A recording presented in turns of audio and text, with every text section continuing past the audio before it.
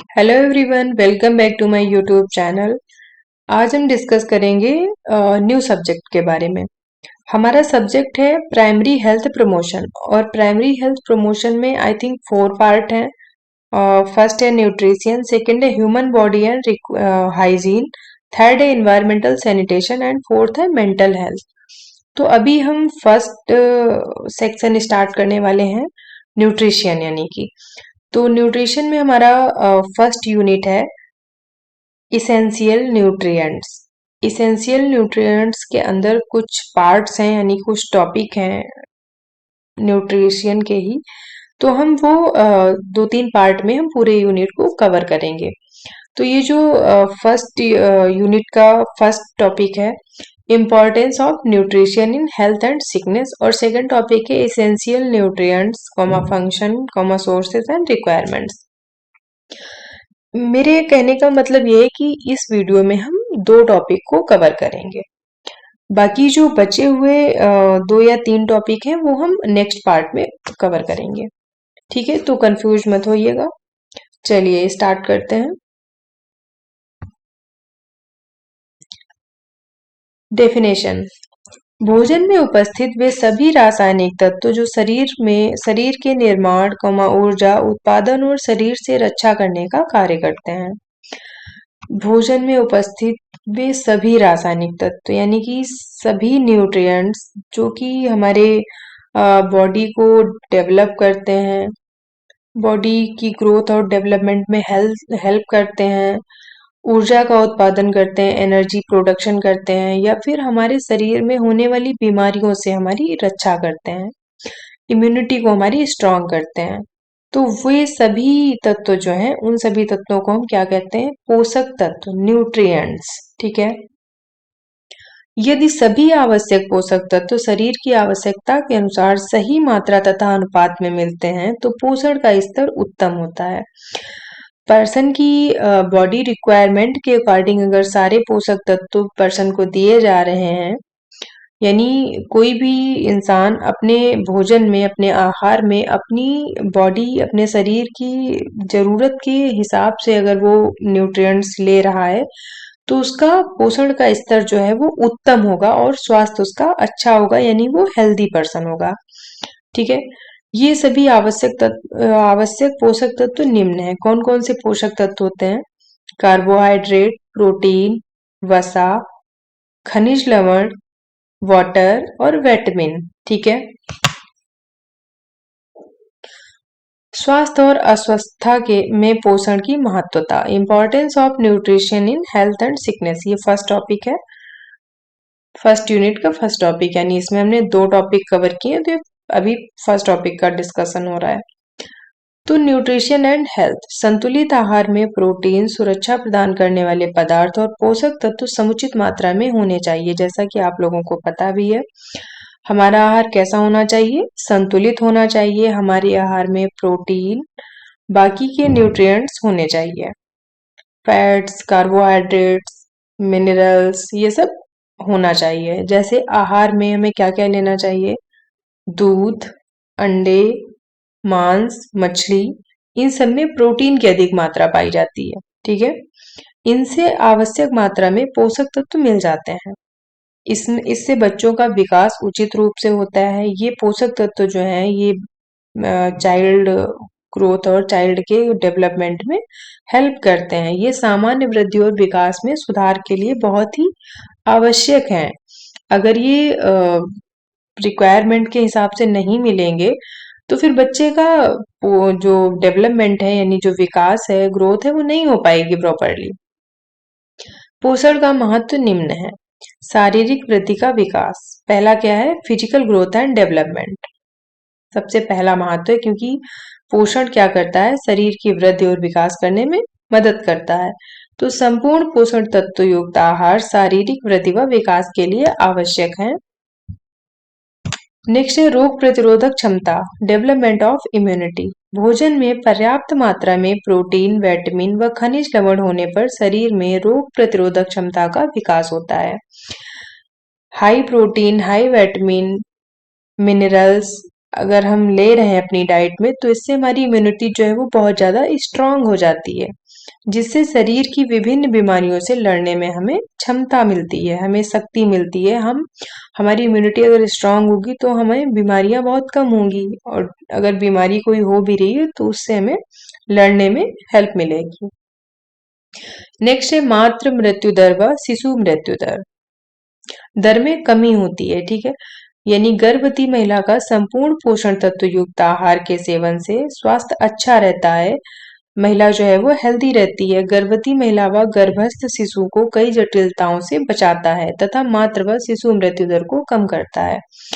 Because अगर pregnant lady है कोई और वो अच्छा हेल्दी डाइट ले रही है, पोषण युक्त आहार ले रही है, तो इससे क्या होगा, अ, महिला का स्वास्थ्य अच्छा होगा, जिससे उसे डिलीवरी में कोई भी प्रॉब्लम नहीं होगी, उसका बेबी भी हेल्दी होगा। अगर वो हेल्दी है तो उसका बेबी भी हेल्दी होगा, जिससे कि मदर और चाइल्ड मॉर्बिडिटी रेट में कमी होती है, ठीक है। नेक्स्ट है विशिष्ट पोषणी रोगों से बचाव। संपूर्ण पोषक तत्व पोषक युक्त आहार शरीर को किसी पोषकीय तत्व की कमी से होने वाले रोगों से बचाता है, जैसे रिकेट्स, रतौंधी, स्कर्वी, मरासमस, बेरी इत्यादि। नेक्स्ट है पोषण और अस्वस्थता, न्यूट्रिशन एंड सिकनेस। ये यानी कि पोषण से बीमारी में क्या क्या प्रभाव पड़ते हैं, अगर आप पोषण नहीं ले रहे हो तो क्या क्या प्रभाव पड़ सकते हैं। फर्स्ट है कुपोषण। आहार में एक या एक से अधिक तत्वों की कमी या अधिकता के कारण होने वाली स्थिति को कुपोषण कहते हैं। अगर आप डाइट में कोई एक या एक से अधिक तत्व ले रहे हैं या फिर एक या एक से अधिक तत्वों की कमी हो रही है, तो उसकी वजह से होने वाली स्थिति को हम क्या कहते हैं, कुपोषण। स्वास्थ्य पर कुपोषण के प्रत्यय प्रभाव क्या क्या होते हैं। अगर किसी इंसान को कुपोषण हुआ है या कुपोषण का शिकार है, तो उसके प्रत्यय प्रभाव क्या होंगे, जो मतलब हमें देख करके पता चल जाएंगे। फर्स्ट है अल्प पोषण यानी अंडर न्यूट्रिशन। यह अपर्याप्त आहार के कारण होता है। अगर किसी को अपर्याप्त आहार मिल रहा है, उसकी नीड के अकॉर्डिंग उसे पर्याप्त भोजन नहीं मिल रहा है, उसकी वजह से क्या होता है, उसे हम अंडर न्यूट्रिशन कहते हैं, अल्प पोषण का शिकार है वो। सेकंड है मोटापा, ओबेसिटी। यह अधिक समय तक आहार लेने से होता है। अगर जरूरत से ज्यादा आप डाइट ले रहे हैं तो उससे क्या होगा, ओबेसिटी हो जाएगी।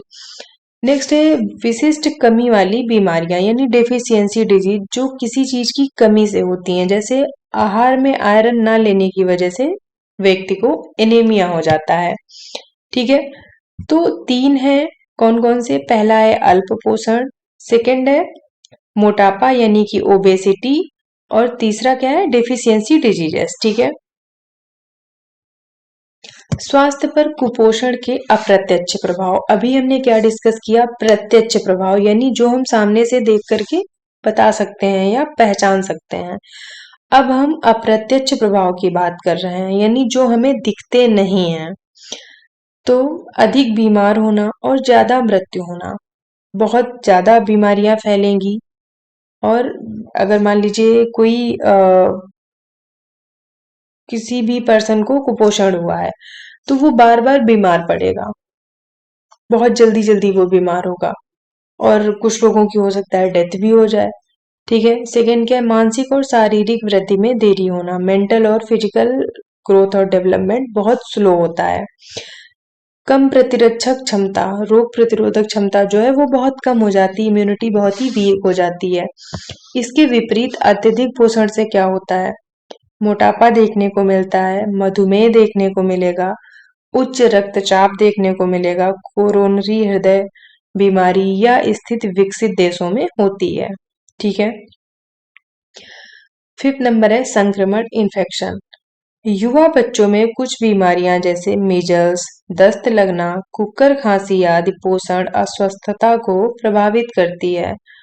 कुपोषण विविध रूप से अल्प विकसित एवं खराब वातावरण वाले देशों में होता है। यानी कुपोषण ज्यादा कहाँ पर देखने को मिलता है, जो अल्प विकसित वातावरण है, जहाँ पे, जैसे कुछ देश ऐसे हैं जहाँ पे अभी भी बहुत वो मतलब पीछे हैं, ऐसी जगह पे ज्यादा देखने को मिलता है, ठीक है।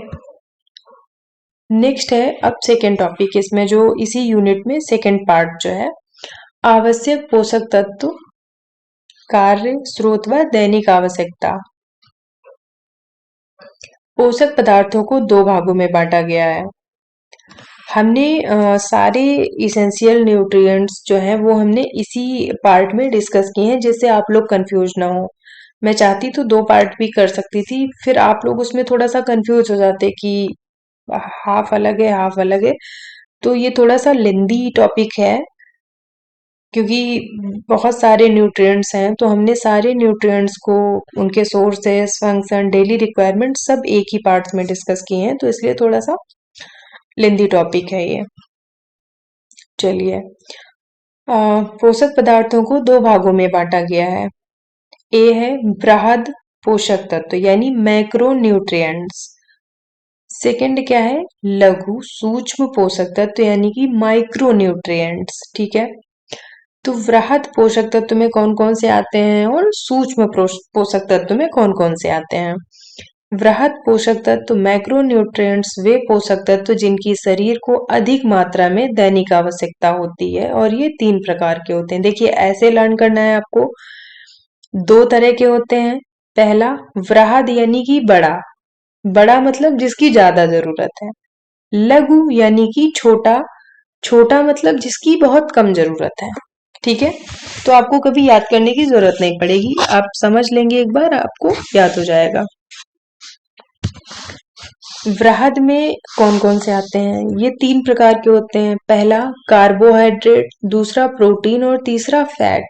सबसे ज्यादा बॉडी को रिक्वायरमेंट किसकी होती है, कार्बोहाइड्रेट की, प्रोटीन की और फैट की, क्योंकि इंस्टेंट एनर्जी देता है, और एनर्जी हमें वर्क करने के लिए तो एनर्जी ही चाहिए। ठीक है, सेकंड है लघु यानी सूक्ष्म, इसमें दो आते हैं, विटामिन और मिनरल्स। ठीक है, विटामिन और खनिज लवण यानी कि। लघु पोषक पदार्थ मुख्यतः विभिन्न रोगों में सुरक्षात्मक पोषक पदार्थों की भूमिका निभाते हैं। ठीक है, तो अब देखिए कार्य क्या क्या होता है, एक बेस समझ लीजिए, बाकी तो आगे हम डिटेल में बताएंगे आपको। कार्बोहाइड्रेट, प्रोटीन और फैट ये हमें कार्य करने के लिए जरूरी होते हैं, यानी एनर्जी देते हैं। ठीक है, लेकिन उस एनर्जी को मेंटेन कौन करता है, विटामिन और मिनरल्स। यानी हमें हमारे शरीर को मजबूती कौन देता है, इम्यूनिटी को हमारी स्ट्रांग कौन करता है, विटामिन और मिनरल्स करते हैं। ठीक है,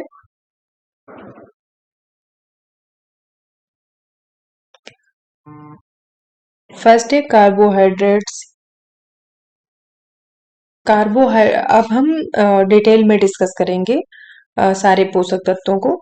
तो कार्बोहाइड्रेट्स के कार्य क्या क्या होते हैं, ऊर्जा या शरीर में ईंधन के रूप में शारीरिक कार्यों हेतु, यानी शरीर में एनर्जी देता है, शरीर में ईंधन के रूप में कार्य करता है, यानी जितने भी आप कार्य कर रहे हो उनके लिए ईंधन की जरूरत है, तो ईंधन आपके शरीर का क्या है, कार्बोहाइड्रेट। ऊष्मा उत्पादन करने में, वसा और प्रोटीन के उपयोग में सहायता करना, फैट और प्रोटीन के जो वर्क होते हैं शरीर में, बॉडी में, उसमें कार्बोहाइड्रेट हेल्प करता है। सेल्यूलोज, रेशों का कब्ज की रोकथाम करना। ठीक है, विभिन्न शारीरिक क्रियाओं को बनाए रखना, जो भी और बॉडी फंक्शंस होते हैं, जो भी और शारीरिक क्रियाएं होती हैं उनको बनाए रखना। ठीक है, इतने कार्य होते हैं। अब स्रोत क्या क्या होते हैं, स्रोत मतलब कि हमें कार्बोहाइड्रेट सबसे अच्छा कहाँ कहाँ से मिल सकता है। तो अनाज, अनाज में क्या क्या आता है, सीरियल्स में चावल, गेहूं, ज्वार और मक्का, यहाँ से हमें अच्छा कार्बोहाइड्रेट्स प्राप्त हो जाएगा। शर्कराएं यानी कि शुगर से इंस्टेंट एनर्जी देती हैं भी, सफेद चीनी, गुड़, शहद और ग्लूकोज। ठीक है, मूल वनस्पति, रूट वेजिटेबल्स यानी जो हमें जड़ों से मिलती है। ठीक है, तो इसमें क्या क्या आता है, आलू, रतालू और टेपियोका। आलू आप लोग जानते हैं, रतालू बेसिकली ये कंद होता है, शकरकंद जिसे बोलते हैं।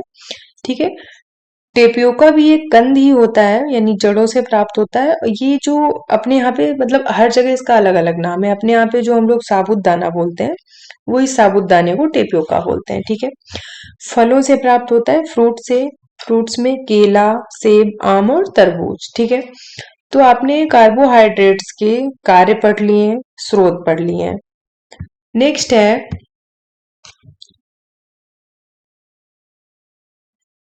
इनकी मात्रा क्या है। ठीक है, किसको हम कितना दे सकते हैं या किसकी कितनी नीड होती है।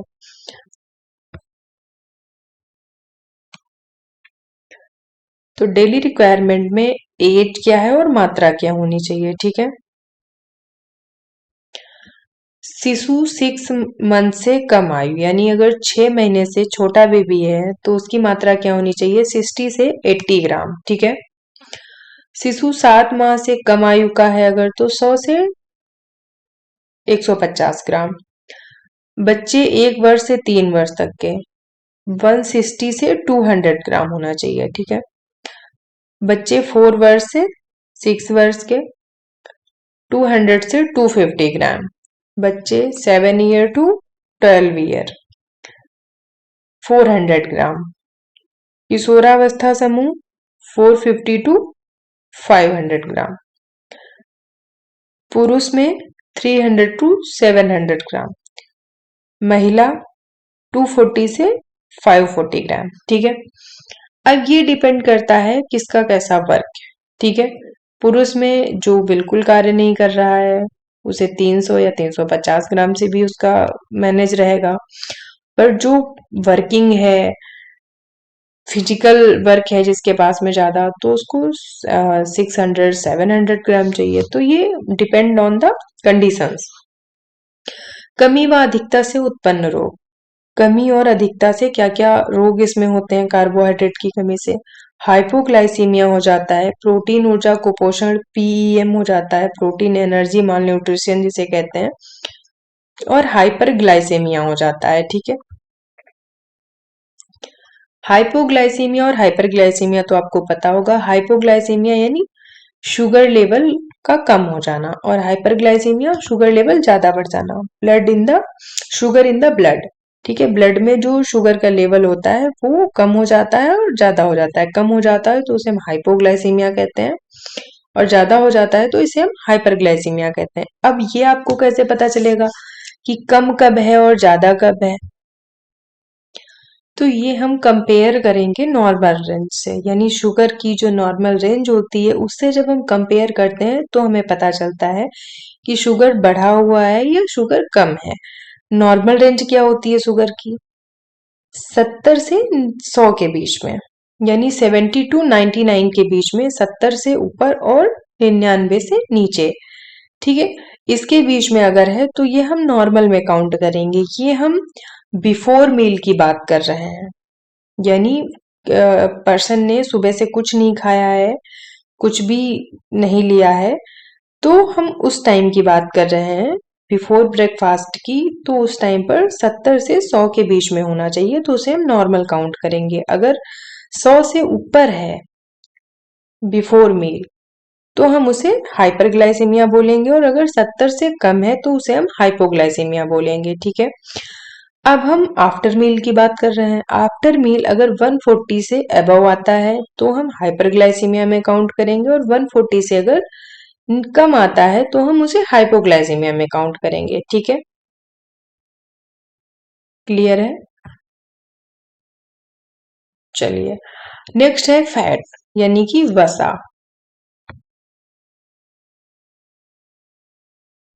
फैट के वसा के क्या क्या कार्य होते हैं। ऊर्जा का केंद्रीय स्रोत होता है, कैरोटीन तथा विटामिन ए डी ई तथा के का अवशोषण करता है, पोषण को स्वादिष्ट बनाता है तथा भूख में संतुष्टि देता है। शरीर में वसा संरक्षण, ठंड से बचाव कार्य और भंडारित ऊर्जा का स्रोत होता है। ठीक है, बेसिकली ये ऊर्जा का केंद्र होता है। ठीक है, स्रोत क्या क्या होते हैं, हमें कहाँ कहाँ से मिलता है। अच्छे स्वास्थ्य हेतु उत्तम सर्वोत्तम शीशम तेल, जो शीशम ऑयल होता है उससे हमें फैट मिलता है। सूर्यमुखी का तेल, बिनोलो मतलब कॉटन सीड्स जो होते हैं उन्हें बिनोले बोलते हैं, कॉटन सीड्स ऑयल से मिलता है। मस्टर्ड ऑयल सरसों के तेल से मिलता है, सोयाबीन ऑयल से मिलता है, वेजिटेबल ऑयल वनस्पति से मिलता है, मूंगफली के तेल से मिलता है, खाद्य तेल से मिलता है, ड्राई फ्रूट्स, मेवे, मक्खन, कर्ड, घी, क्रीम, मलाई और पशु युक्त खाद्य, इन सभी से हमें फैट्स मिलता है। ठीक है। डेली आवश्यकताएं, डेली रिक्वायरमेंट क्या क्या होती हैं? शिशु 6 माह से कम आयु का है तो 10 से 30 ग्राम, शिशु 7 माह से 12 माह का है तो 35 से 40 ग्राम, 6 वर्ष से कम का बच्चा है तो 20 से 40 ग्राम, 12 वर्ष तक का बच्चा है तो 50 से, यहाँ पे कुछ मिस्टेक हुआ है, यहाँ पे 50 से 60 ग्राम होगा, ये गलती से 40 यहाँ पे टाइप हो गया है, आप लोग सही कर लीजिएगा इसको। ठीक है। 12 वर्ष तक के बच्चे में 50 टू 60 ग्राम, किशोरावस्था में 30 टू 70 ग्राम, पुरुष है अगर तो 20 से 40 ग्राम, महिला है 20 से 60 ग्राम, स्तनपान कराने वाली महिला है तो तब भी 20 से 60 ग्राम। ठीक है। कमी व अधिकता से उत्पन्न रोग, फिनोड्रमा एक स्किन डिजीज है, यानी कि त्वचा रोग है जो गंभीर कुपोषण का एक लक्षण है, जिसमें त्वचा पर छोटे छोटे से दाने निकल आते हैं जिन्हें हम फॉलिक्यूलर पेप्यूल बोलते हैं। ठीक है। अक्सर ये विटामिन ए की कमी से होता है, विटामिन ए की बहुत ज्यादा कमी हो जाती है तब ये फिनोट्रमा देखने को मिलता है। ठीक है। अल्प सूक्ष्म पोषक तत्व संबंधित विभिन्न रोग हो जाते हैं। अल्प सूक्ष्म यानी कि अगर पोषक तत्व में बहुत ज्यादा कमी हो रही है उसकी वजह से कोलेस्ट्रॉल की प्रॉब्लम हो जाती है, हाइपरटेंशन देखने को मिलता है, हार्ट फेलियर भी देखने को मिलता है और ओबेसिटी भी देखने को मिलती है। ठीक है।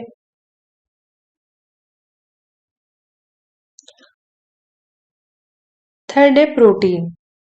प्रोटीन के कार्य क्या क्या होते हैं? वृद्धि के लिए, शरीर की बनावट हेतु, क्षतिग्रस्त ऊतकों की मरम्मत करना और जख्मों को भरना, वुंड हील करता है और सेल्स को रिपेयर करता है जो लॉस हो चुकी होती हैं।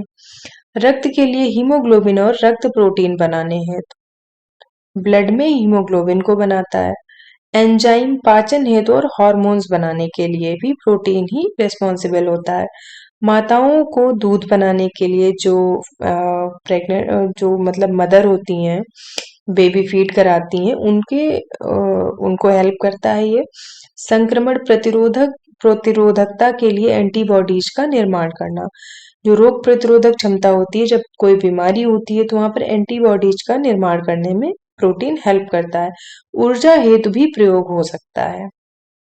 स्रोत क्या क्या होते हैं? प्राणीजन्य प्रोटीन शरीर की बनावट के लिए सर्वोत्तम होता है। दूध, दही, चीज, अंडे, मछली और मांस। वनस्पति जन्य प्रोटीन मूंगफली और सोयाबीन, अनाज, दालें, चना, लेग्यूम्स वाली चीजें, फलियां, तेल बीज इत्यादि, ये प्रोटीन के सोर्सेस होते हैं, मेन सोर्सेस होते हैं। डेली रिक्वायरमेंट क्या है? 6 मंथ से कम के बेबी में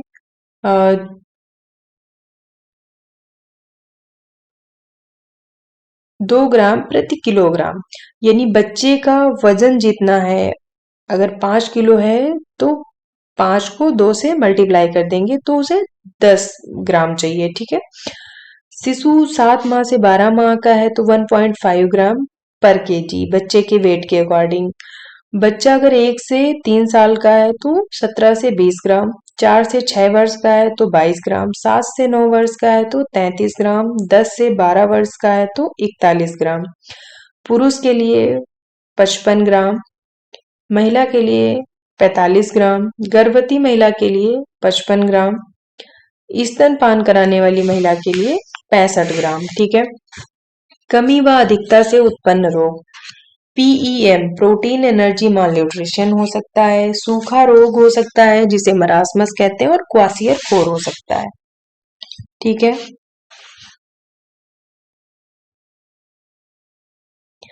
नेक्स्ट है सूक्ष्म पोषक तत्व। अभी तक हम क्या डिस्कस कर रहे थे? वृहद पोषक तत्व। ठीक है, मैक्रोन्यूट्रिएंट्स। अब हम डिस्कस कर रहे हैं माइक्रोन्यूट्रिएंट्स, सूक्ष्म पोषक तत्व, जिसमें क्या आता है? विटामिन। विटामिन की कमी से स्वास्थ्य खराब होता है तथा मृत्यु भी हो सकती है। इसको दो समूह में बांटा गया है। वसा में घुलनशील विटामिन्स और पानी में घुलनशील विटामिन्स। विटामिन्स जो है वो ए, डी, ई, के, बी और सी इतने होते हैं, ठीक है, यानी ए, बी, सी, डी, ई और के, ऐसे याद कर लीजिए। अब इसमें कुछ होते हैं जो फैट में घुलते हैं और कुछ होते हैं जो पानी में भी घुल जाते हैं। तो फैट में कौन से घुलते हैं? ए, डी, ई, के, ठीक है। पानी में कौन से घुलते हैं? बी और सी, ठीक है।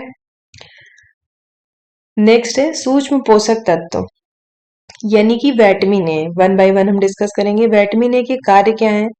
सामान्य दृष्टि बनाए रखने के लिए आवश्यक है। आंखों की रोशनी के लिए बहुत ही इंपॉर्टेंट है, ठीक है। दूसरा इसका क्या कार्य होता है? स्वस्थ त्वचा और श्लेष्मा झिल्लियां, यानी म्यूकोसल लेयर को प्रोटेक्ट करना और बनाना, ठीक है। बेसिकली प्रोटेक्ट करता है। स्रोत क्या क्या होते हैं? मछली के यकृत के तेल में, यानी लीवर ऑयल में, अंडे में, मक्खन में, दूध में, मछली में, और वनस्पति जन्य हरी पत्तेदार वाली सब्जियां जैसे और आम, पपीता, गाजर आदि फ्रूट्स में भी होता है, ठीक है, विटामिन है। दैनिक आवश्यकताएं क्या होती हैं? 300 से 750 माइक्रोग्राम, ठीक है, माइक्रोग्राम होती हैं, ग्राम नहीं है। 300 से 750 माइक्रोग्राम होती हैं, यानी बहुत ही कम। इसकी अधिक मात्रा में इसकी अधिक मात्रा होने से हानिकारक भी होता है। ज्यादा मात्रा में अगर विटामिन ए लेंगे तो प्रॉब्लम भी करेगा। नेक्स्ट है विटामिन ए की कमी के चिन्ह। अगर विटामिन ए की कमी हो जाती है तो विटामिन ए की कमी से क्या क्या क्या ऐसी चीजें हैं जो हमें देखने को मिलती हैं? फर्स्ट है रात्रि अंधता, नाइट ब्लाइंडनेस। रात में अगर किसी को विटामिन ए की कमी से प्रॉब्लम हुई है तो उसे रात में दिखाई नहीं देगा, अगर किसी में विटामिन ए की ज्यादा कमी है तो। सेकंड है इस विटामिन की कमी से पीड़ित व्यक्ति को कम रोशनी में देखने में असमर्थ रहता है, या इस कमी का आरंभिक लक्षण है। विटामिन ए की जब कमी होना शुरू होती है तो क्या होता है? कम रोशनी में दिखाई देना बंद हो जाता है, फिर धीरे धीरे पूरी तरह से दिखना बंद हो जाता है रात में। थर्ड है जोपथैल्मिया, यानी शुष्क नेत्रपाक। इसका मतलब आंखों में शुष्क कर महसूस होती है, शुष्क सी आंखें महसूस होती है हमेशा। इनमें निम्न चिन्ह उपस्थित होते हैं। जोपथैल्मिया में भी दो चीजें होती हैं। एक तो होता है कंजक्टिवा में शुष्कता, यानी आंखों में शुष्क कर महसूस होता है, लेकिन दो तरह से होता है। एक तो कंजक्टिवल सिरोसिस होती है, यानी कंजक्टिवा धुंधला होता है, झुर्री युक्त तो शुष्क दिखता है। दूसरा क्या होता है? Bitot spot. बिटॉट स्पॉट में ये होता है, ये बल्बर कंजक्टिवा पर उठे हुए सफेद धब्बों के समान दिखाई देते हैं, यानी कंजक्टिवा पे ऊपर से व्हाइट व्हाइट स्पॉट दिखते हैं और प्राय ये दोनों आंखों में दिखते हैं, ठीक है। तो ये दो चीजें देखने को मिलती हैं जोप्थैल्मिया में।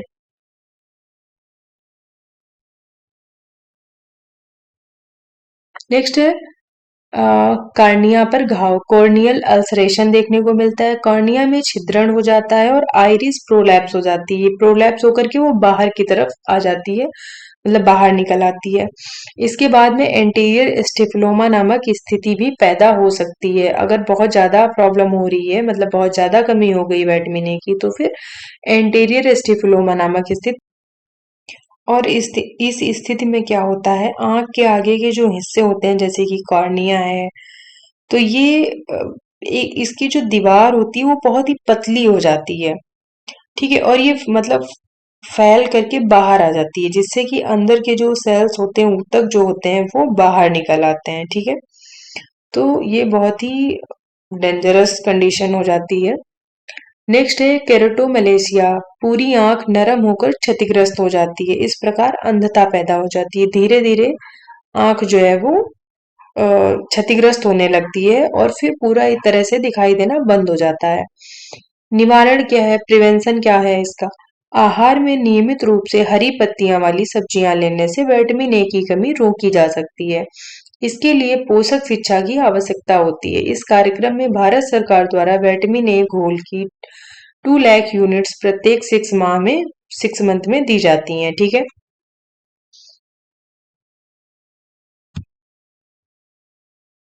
सेकंड है विटामिन बी वन। वो विटामिन ए था, अभी विटामिन बी वन। कार्य क्या क्या होते हैं? कार्बोहाइड्रेट के मेटाबॉलिज्म में हेल्प करता है। कार्बोहाइड्रेट जो लेते हैं हम, उसके मेटाबॉलिज्म में विटामिन बी 1 हेल्प करता है। थायामीन जो है वो हेल्प करता है। नाड़ी तंत्रों के संचालन हेतु मदद करता है। स्रोत क्या क्या होते हैं? दालें, मूंगफली, अनाज, तिलहन, यीस्ट, यीस्ट यानी कि खमीर, चावल का मांड, गेहूं, खड़े अनाज, तेल, बीज, यकृत, ये इसके प्रमुख स्रोत होते हैं। दैनिक आवश्यकता 0.4 मिलीग्राम पर 1000 किलो कैलोरीज। 1 किलो कैलोरी पे 0.4 मिलीग्राम की आवश्यकता होती है। ठीक है। विटामिन बी 1 की कमी के चिन्ह क्या क्या होते हैं? थायमीन की कमी से बेरी-बेरी नामक बीमारी हो सकती है। यह 3 से 5 माह की उम्र के स्तनपान करने वाले उन बच्चों में होती है जिनकी माताएं थायामीन की कमी से पीड़ित होती हैं। ये पॉलिश वाले चावलों का अत्यधिक उपयोग करने से ये बीमारी हो सकती है। ठीक है। नेक्स्ट है vitamin B 2 riboflavin. Vitamin B 1 thiamine था, विटामिन बी 2 राइबोफ्लेविन। कार्य क्या क्या है इसके? प्रोटीन, वसा और कार्बोहाइड्रेट के चयापचय यानी कि मेटाबॉलिज्म के लिए आवश्यक है। ठीक है। थायामीन सिर्फ कार्बोहाइड्रेट के मेटाबॉलिज्म में हेल्प कर रहा था और राइबोफ्लोविन जो है वो प्रोटीन, फैट और कार्बोहाइड्रेट तीनों के मेटाबॉलिज्म में हेल्प करता है। स्वस्थ आंखें और मुंह के लिए आवश्यक है। स्रोत क्या क्या है? Liver, meat, egg, milk, green vegetables, अनाज और दालें, सीरियल्स और दालें। ठीक है। इन सब में इन सब ये सारी चीजों में सबसे ज्यादा देखने को मिलता है, यानी सबसे मेन स्रोत जो है वो ये सारी चीजें हैं। दैनिक आवश्यकताएं क्या है? 0.6 milligram to 1000 kilocalorie. 1 kilocalorie पर 0.6 मिलीग्राम की जरूरत होती है। कमी के चिन्ह क्या क्या होते हैं? चिलियोसिस, होठों पर दरारें पड़ जाती हैं। विटामिन बी 2 की कमी से होठ फटने लगते हैं। एंगुलर स्टेमेटाइटिस, मुंह के कोनों पर छाले पड़ने लगते हैं। जुबान में जलन युक्त दर्द होता है, पेन होता है, आंखों में भी जलन होती है। ये इसकी कमी है। ठीक है। नेक्स्ट है निकोटिन एसिड, नियासिन एसिड जिसको बोलते हैं। कार्य क्या है? कार्बोहाइड्रेट, वसा और प्रोटीन चयापचय के लिए आवश्यक है। कार्बोहाइड्रेट, फैट और प्रोटीन तीनों का मेटाबॉलिज्म में हेल्प करता है। स्वस्थ त्वचा और श्लेष्मा झिल्ली, म्यूकोसा के लिए ये कार्य करता है। तंत्रिका तंत्र, नर्वस सिस्टम हेतु ये बहुत ही हेल्पफुल होता है। स्रोत क्या क्या होते हैं? लीवर, मूंगफली, दालें, मांस, मछली, कटे अनाज, सूखा खमीर, यीस्ट। ठीक है। ये मेन स्रोत होते हैं इसके। कमी के चिन्ह क्या क्या होते हैं? इसकी कमी से पेलेग्रा नामक बीमारी हो जाती है, जिसके विशिष्ट चिन्ह अंग्रेजी में 4D अक्षर पर दर्शाए जाते हैं, अर्थात डर्मेटाइटिस, डिमेंशिया, डायरिया और डेथ। ये सामान्यतः चेहरे, गर्दन, हाथों के पृष्ठभाग और पैर पर होती हैं। यह बीमारी मक्का व बाजरा खाने वाले लोगों में ज्यादा होती है, जिनको आहार में निकोटीन की कमी हो जाती है। पेलेग्रा में बेसिकली क्या होता है, जो स्किन जो होती है वो खुरदरी हो जाती है। ठीक है। ये स्किन डिजीज होती है, इसमें त्वचा जो है वो बहुत ही खुरदरी हो जाती है। नेक्स्ट है पायरिडॉक्सिन। कार्य क्या क्या होते हैं? प्रोटीन, फैट और कार्बोहाइड्रेट का मेटाबॉलिज्म करता है। स्रोत क्या है? लीवर, मांस, मछली, अनाज और फलियां। दैनिक आवश्यकताएं क्या है? करीब 1 मिलीग्राम। डेली रिक्वायरमेंट सिर्फ 1 मिलीग्राम की होती है। पायरिडॉक्सिन की कमी, डेफिशिएंसी साइन क्या क्या होते हैं? कमी के क्या क्या चिन्ह होते हैं? इसकी कमी कुछ दवाइयां लेने के कारण हो सकती है, जैसे आइसोनेक्स और मुंह द्वारा ली जाने वाली गर्भ निरोधक गोलियां। कुछ लोग अगर आइसोनेक्स का प्रयोग कर रहे होते हैं तो उनमें ये देखने को मिल सकता है, या फिर जो लोग गर्भ निरोधक गोलियां मुंह से लेते हैं उनमें ये बीमारी देखने को मिल सकती है। ये दवाइयां ले रहे रोगियों को पायरिडॉक्सिन पूरक रूप में देना चाहिए। अगर कोई इंसान इन दवाइयों का यूज कर रहा है तो फिर उसे पायरिडॉक्सिन पूरक रूप में मतलब उसकी आवश्यकता के अनुसार देना चाहिए। पायरिडॉक्सिन की कमी के वास्तविक चिन्ह अज्ञात हैं, एक्चुअल साइन नहीं अभी तक पता है। नेक्स्ट है फॉलिक एसिड। कार्य क्या क्या होते हैं? डीएनए के संश्लेषण के लिए बहुत ही इंपॉर्टेंट होता है। फॉलिक एसिड जो है वो डीएनए के संश्लेषण के लिए बहुत ही महत्वपूर्ण होता है। स्रोत क्या है? यकृत, अंडे और हरी सब्जियां, सूखा खमीर, अनाज, दालें, काजू, तेल बीज आदि। ये मेन सोर्स होते हैं फोलिक एसिड के। फोलिक एसिड की कमी से क्या क्या होता है? इसकी कमी के कारण गर्भवती महिलाओं में एनीमिया हो जाता है। 25 से 50% महिलाएं पीड़ित रहती हैं। एनीमिया की रोकथाम के लिए सभी गर्भवती स्त्रियों को 60 मिलीग्राम फेरस सल्फेट के साथ में 500 मिलीग्राम फोलिक एसिड की मात्रा प्रदान की जाती है। फोलिक एसिड महिलाओं को एनीमिया से प्रोटेक्ट करता है, बचाता है। नेक्स्ट है vitamin B6। Vitamin B6 पैंथोनिक acid. कार्य क्या है? यह कार्बोहाइड्रेट और वसा के शरीर में उपयोग हेतु महत्वपूर्ण है। स्रोत क्या है इसके? अनाज, दालें, तेल बीज। फोलिक एसिड की मिश्रित गोलियां भी दी जाती हैं। अनाज, दाल और तेल बीज से भी ये मिलता है। अगर पर्याप्त मात्रा में नहीं मिल रहा है तो फोलिक एसिड की मिश्रित गोलियां आती हैं, वो भी आप ले सकते हैं। दैनिक आवश्यकता इसकी 2000 माइक्रोग्राम डेली रिक्वायरमेंट होती है।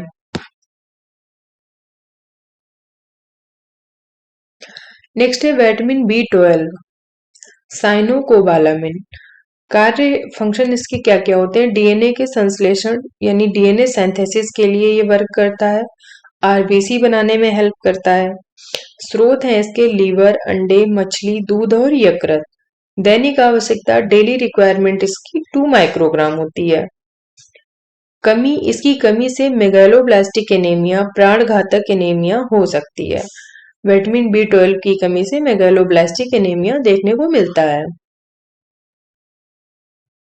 नेक्स्ट है विटामिन सी। हमने विटामिन ए डिस्कस कर लिया, विटामिन बी के सारे पार्ट्स डिस्कस कर लिए, अब विटामिन सी डिस्कस करेंगे।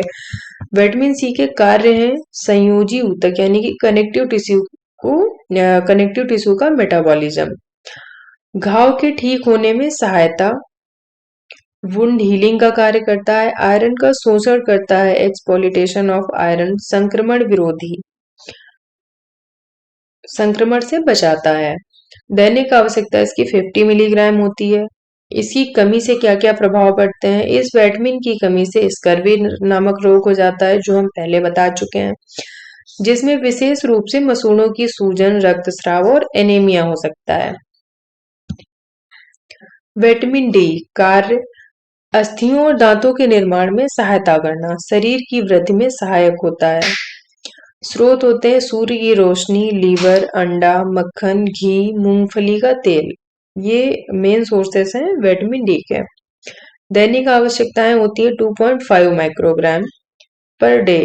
कमी के प्रभाव, विटामिन डी की कमी से बालकों में रिकेट्स और वयस्कों में ऑस्टोमलेशिया हो सकता है। विटामिन डी की कमी से बच्चों में रिकेट्स देखने को मिलता है, यानी कि हड्डियां बहुत ही कमजोर होने लगती हैं, और बड़ों में, वयस्कों में ऑस्टोमलेशिया देखने को मिलता है।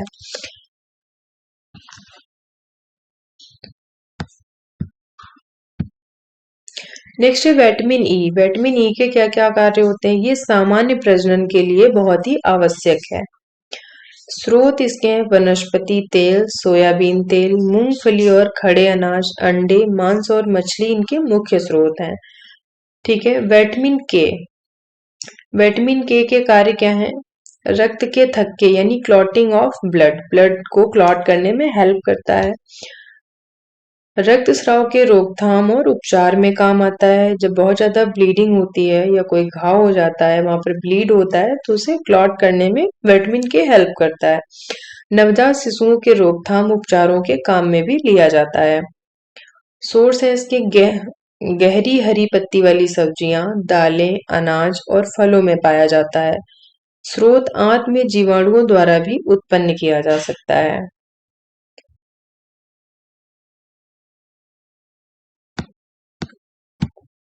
नेक्स्ट है कैल्शियम। कैल्शियम के क्या क्या कार्य होते हैं? अस्थियों और दांतों का निर्माण और उनकी सुरक्षा, रक्त का जमाव, पेशियों के संकुचन के लिए यानी मसल कंट्रैक्शन कराता है, मसल कंट्रैक्शन में काफी हेल्प करता है कैल्शियम। ब्लड सेल्स को स्ट्रॉन्ग करता है, जो रक्त कोशिकाएं होती हैं यानी जो ब्लड सेल्स की जो वॉल होती हैं उनको ये मजबूत करता है। स्नायु द्वारा सही कार्य करने के लिए मसल सही से वर्क करें उसमें कैल्शियम हेल्प करता है। सोर्स क्या होते हैं इसके? दूध व दूध से बने पदार्थ, मछली, हरी पत्ती वाली सब्जियां, अनाज, ड्राई फ्रूट्स, फल, सीताफल, बाजरा, तिल इत्यादि। दैनिक आवश्यकता 500 मिलीग्राम पर डे। कमी के प्रभाव क्या क्या होते हैं? यदि विटामिन डी की पूर्ति पर्याप्त है तो कैल्शियम की कमी के कारण कोई बीमारी पैदा नहीं हो सकती। रिकेट्स और ऑस्टियोमैलेसिया कैल्शियम की कमी से नहीं, विटामिन डी की कमी से होते हैं। अगर बॉडी में विटामिन डी पर्याप्त मात्रा में है तो कैल्शियम की कमी से कोई अत्यधिक प्रभाव नहीं पड़ेगा। नेक्स्ट है फास्फोरस।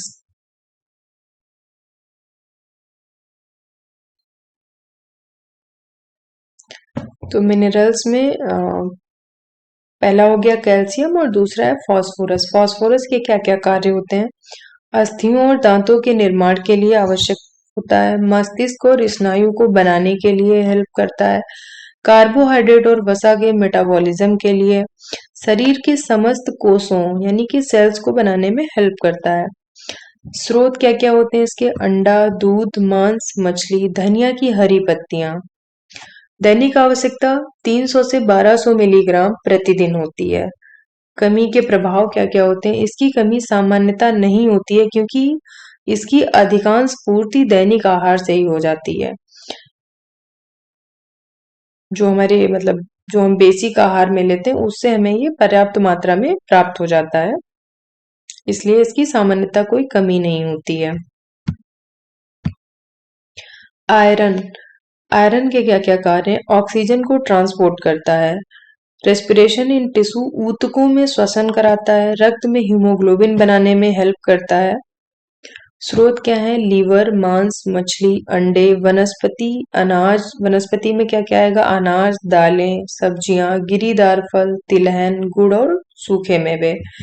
दैनिक आवश्यकता 20 मिलीग्राम पर डे होती है। नेक्स्ट है आयरन की कमी से क्या क्या प्रभाव होते हैं? गर्भावस्था में करीब 40% फीमेल्स एनीमिया से पीड़ित रहती हैं।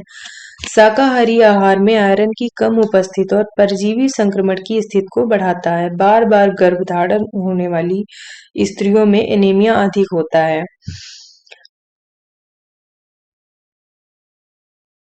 गर्भावस्था में ज्यादातर महिलाओं को एनीमिया का शिकार होना पड़ता है, ज्यादातर लोगों में एनीमिया देखने को मिलता है क्योंकि शाकाहारी भोजन में आयरन की उपस्थिति बहुत कम होती है। इसकी कमी की रोकथाम हम कैसे कर सकते हैं? 60 मिलीग्राम फेरस सल्फेट और 200 माइक्रोग्राम फोलिक एसिड की निर्मित गोलियां गर्भवती स्त्रियों को गर्भावस्था की दूसरी व तीसरी माह के दौरान प्रतिदिन देना चाहिए। अभी मैंने पहले भी बताया था 60 मिलीग्राम की फेरस सल्फेट और 200 माइक्रोग्राम की फोलिक एसिड के साथ में देते हैं। सिर्फ फोलिक एसिड या सिर्फ फेरस सल्फेट नहीं देंगे, दोनों का मिश्रण होना चाहिए। और गर्भावस्था की दूसरी तिमाही या तीसरी तिमाही के दौरान प्रतिदिन देना होता है। 30 मिलीग्राम फेरस सल्फेट प्रतिदिन सभी बच्चों को भी देना चाहिए।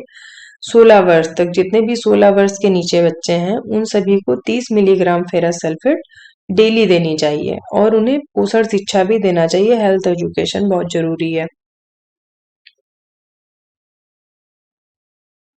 नेक्स्ट है आयोडीन। आयोडीन के क्या कार्य होते हैं? थायरोक्सिन हार्मोन के संश्लेषण के लिए थायरोक्सिन हार्मोन का सिंथेसिस करता है आयोडीन।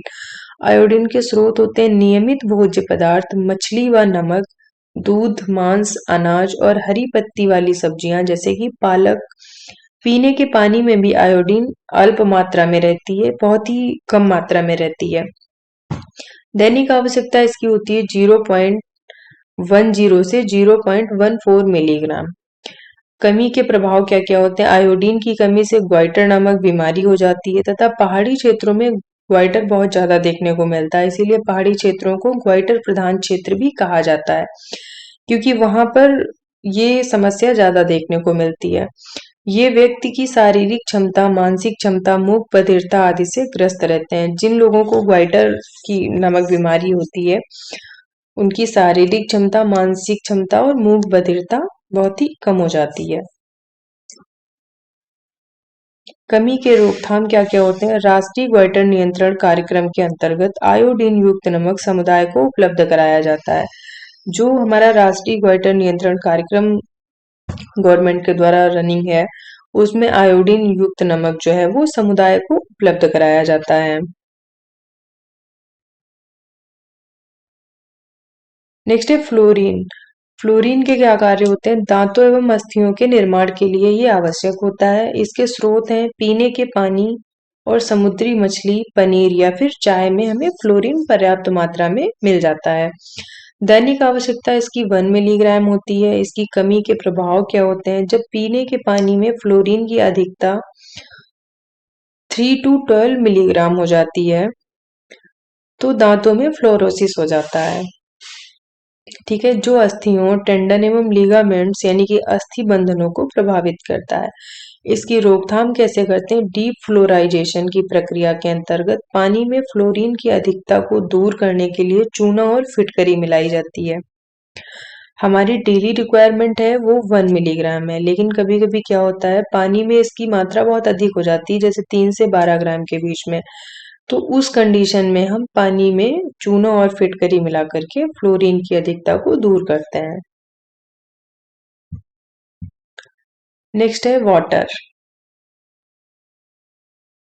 आहार में पानी का अत्यधिक महत्व है। बिना आहार के कोई भी व्यक्ति सप्ताहों तक जीवित रह सकता है, लेकिन बिना पानी के कुछ दिन जीवित रहना भी संभव नहीं है। निर्जलीकरण या पानी की कमी से मृत्यु भी हो सकती है।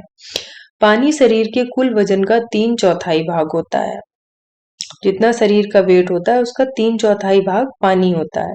शरीर में उपस्थित पानी को इंट्रासेल्यूलर एवं एक्स्ट्रा सेल्यूलर रूप में वर्गीकृत किया गया है।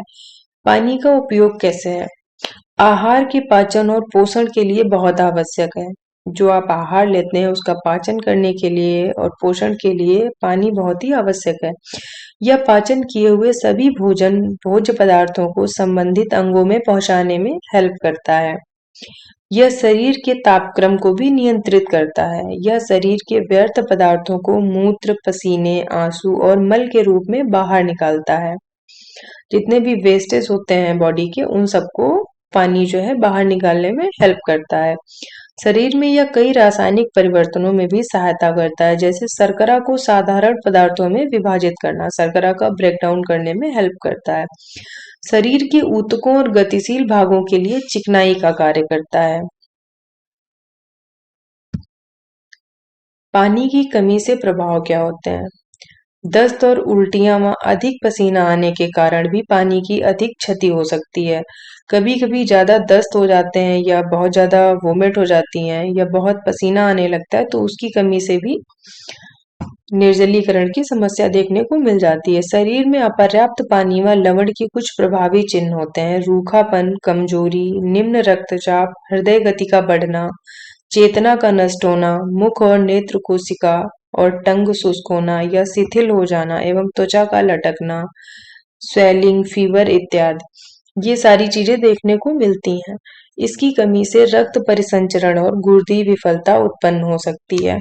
कभी-कभी बॉडी में ब्लड सर्कुलेशन बंद हो जाता है, पानी की बहुत ज़्यादा जब कमी हो जाती है, और कभी-कभी किडनी भी फेल हो जाती है। आवश्यकता इसकी कितनी होती है? पानी की आवश्यक मात्रा अलग-अलग व्यक्तियों और उनकी कार्य क्षमता पर निर्भर करती है। मतलब ये टोटली व्यक्ति के कार्य पर और उसकी क्षमता पर डिपेंड होती है। सामान्यतः एक स्वस्थ व्यक्ति को प्रतिदिन 2.5 लीटर पानी की आवश्यकता होती है। एक मतलब एवरेज की बात हो रही है यहाँ पर कि 2.5 लीटर नॉर्मल आदमी को पानी पीना चाहिए। स्रोत क्या क्या होते हैं? पानी की अधिकांश मात्रा पीने के पानी और अन्य पेय पदार्थों से प्राप्त हो जाती है। इसके अलावा दूध, फल और सब्जियां आदि में भी पानी मिल सकता है। शरीर में होने वाली चयापचय प्रक्रियाओं यानी कि मेटाबॉलिज्म प्रोसेस से भी पानी में निकलता है। जब शरीर में मेटाबॉलिज्म प्रोसेस होता है तो उस कंडीशन में भी बॉडी को पानी की कुछ मात्रा मिल जाती है। सेल्यूलोज या रेशे युक्त पदार्थ, सेल्यूलर और फाइबर, ये पदार्थ सब्जियों और अनाज के बीजों के बाह्य आवरण का एक भाग होता है जो पाचन में सहायक होते हैं। ये पानी को शोषित कर लेते हैं और आंतों के व्यर्थ पदार्थों को बाहर निकालने में सहायक होते हैं। सेल्यूलोज की कमी से कब्जियत, मल त्याग, कठिन और कॉलन से संबंधित समस्याएं उत्पन्न हो सकती हैं। जब सेल्यूलोज की बॉडी में कमी हो जाती है तो कई सारी समस्याएं उत्पन्न हो जाती हैं, जैसे कि मल त्याग वगैरह। स्रोत क्या क्या इसके होते हैं? ताजे फल, फ्रूट्स में क्या क्या आएगा? सेब, केला, पाइनएप्पल। ग्रीन वेजिटेबल्स जैसे पत्ते वाली गोभी, चौलाई, ये सारी चीजें सेल्यूलोज के अच्छे स्रोत हैं। साबुत अनाज, चोकर सहित गेहूं का आटा, इनमें भी हमें पर्याप्त मात्रा में सेल्यूलोज प्राप्त होता है।